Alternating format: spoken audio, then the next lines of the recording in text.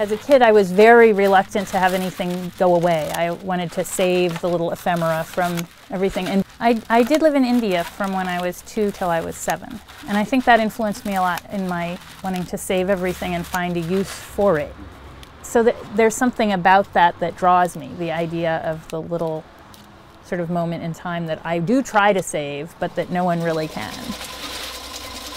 So I started sewing myself paper dresses as a way to sort of create my own things that I didn't feel were, the materials are not precious at all. You can get yards and yards for a few dollars. And I think that kind of goes with the paper too, wanting to take this thing that's not very fancy and sort of find a way to draw something out of it or make it, turn it to a use in a way.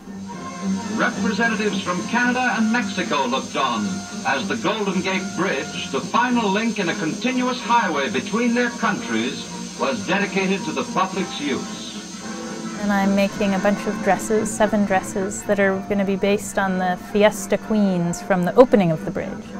So I'm recreating them and reinterpreting them to represent the counties that funded the bridge. It's been interesting going around and finding people I can talk to about what is it about the county that they live in or grew up in or whatever that they could speak to. Because talking to people from Marin, a bunch of people said, oh, that Rainbow Bridge, that as you've just crossed the Golden Gate, you're home. You go through that and you're in Marin and you feel like, ah. So that's going to get worked into my design for Marin. The dresses are all made of paper with some fabric to reinforce them, but I sew it, I glue it, I cut it, I stretch it. And the crepe paper, the reason it's so special to work with is because it's all gathered up. And so it has spring in it, so if you stretch just one part, then it's no longer flat. It gets all these different undulating shapes, so you can play with that.